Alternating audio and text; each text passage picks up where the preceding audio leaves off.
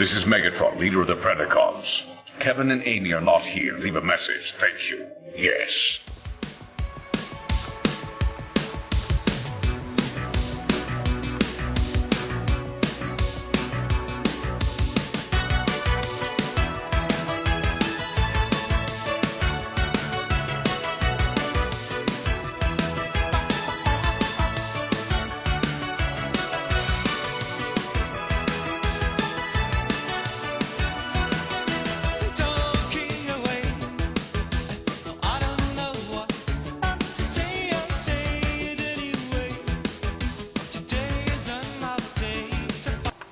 Hello and welcome to another Spider-Man class. Today, it's all about the Doc, Dr. Octopus. So sit down and enjoy.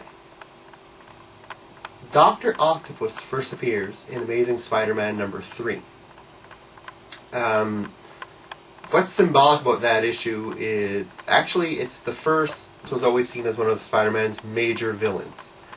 Like, some people even argue that he is Spider-Man's arch nemesis. Although I would have to say that's the Green Goblin, but some people will contest that. Doc Ock's origin is actually pretty similar to what people have seen in the movie origin. The fact that with Spider-Man, Peter Parker and Doc Ock have no former relationship at all. But what happens is Dr. Octopus is this nuclear physicist. He deals in radioactive specimens and whatnot, and he has devised this device that he has on him, made out of metal, that has 4 arms, and basically all these little wheel joints here that he turns, and it makes the tentacles do what he wants to do. He uses these in order to manipulate certain elements from behind a protective, like, lead wall. So he does this, spins his little wheels here, they look like phone dials, and the tentacles come around and do what he wants anyways. So one day, naturally, just like it happened in the movie, there was an accident, there was an explosion, he was irradiated with all kinds of nuclear bombardment, and it made so the tentacles actually grafted to him. So the tentacles grafted to his spine, grafted inside of him and became part of him. Also, during the explosion, he suffered brain damage. And this is something that's never really shown in the Spider-Man movie or nothing like that, but that's why he goes through life of being criminal, because he's actually technically criminally insane. Because he suffers brain damage. Spider-Man fights him in Amazing number 3. Pretty good fights. Doc Ock wins the first fight. The second fight, Spider-Man's all disappointed and not knowing what he's going to do. How's he going to beat Doc Ock? And then Human Torch actually comes with the Fantastic Four, as they're supposed to try to stop Dr. Octopus. But Johnny Storm, before he goes into the high school where Peter's at, and gives a speech on never giving up and all that, all the kind of determination. And this makes Peter get all excited, and then Peter goes out and defeats Doc Ock before the Fantastic Four even have a chance. And then after he returns to Johnny Storm and thanks him for his motivational speech.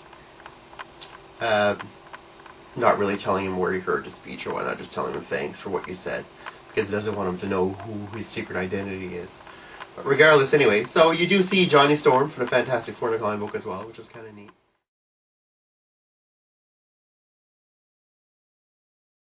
Amazing Annual number 1, Dr. Octopus is one of the founding members of the Sinister Six. So I just wanted to throw that in there. I know people will be asking me, was he ever part of the Sinister Six? Yes, he was. And he reformed them later on as well. So he's a big part of the Sinister Six, naturally, because he's the brains of the operation.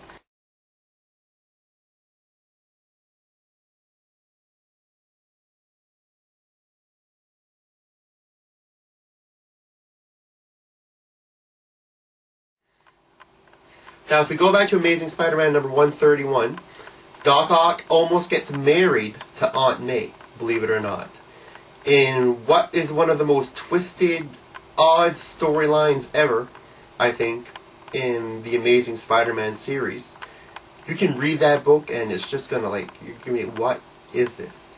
Because there's so many things going on. Aunt May, she inherited a Canadian island, and Doc Ock wants the Canadian island, and the Canadian government's after Aunt May, and it makes no sense.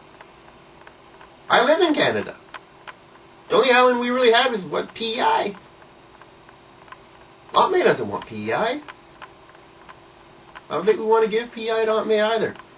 Anyways, regardless, the story really doesn't make much sense. But in the end, Peter breaks up the wedding and yada yada yada, that's how it ends. Doc Ock will go on to have several appearances in several different titles. I want not only all the Spider-Man titles, I'm talking about Daredevil, you know, he goes across the board, this guy. And I think this is where some of his, I don't know, his je ne sais pas quoi kind of loses itself, because he's like overplayed way too much. And I think this is where people actually try to start to find him dull and whatnot.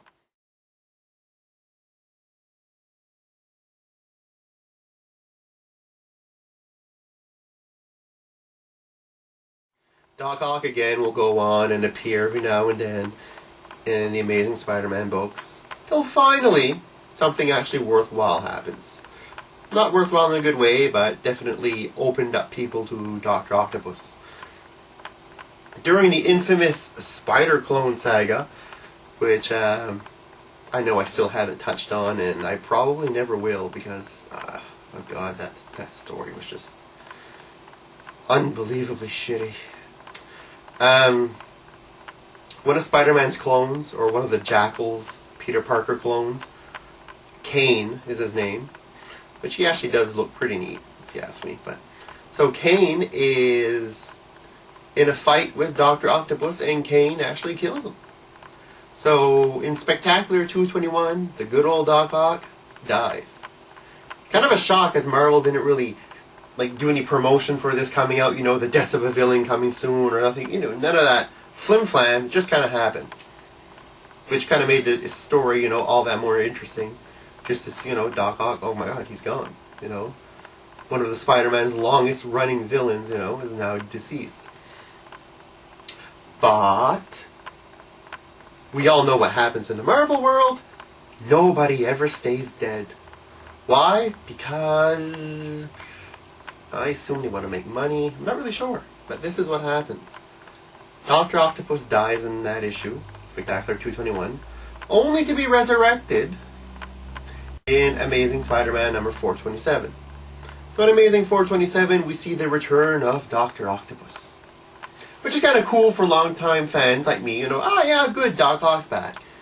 But then you're thinking to yourself, well then, is every single time they're going to kill off a character, which they've done on several different occasions in several different comic books.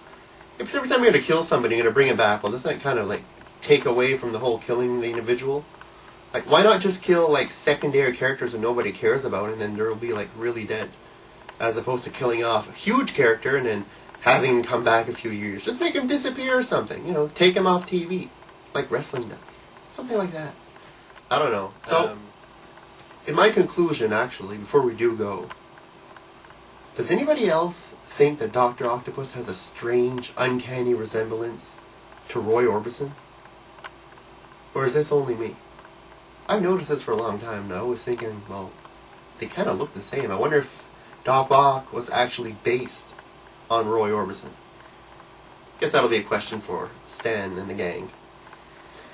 So, in conclusion, Dr. Octopus, huge villain, a lot of stories, good in the beginning, got kind of stale in the middle, killed the guy off, came back, now is just bumbling around in the Marvel universe, and still overall always been a great character.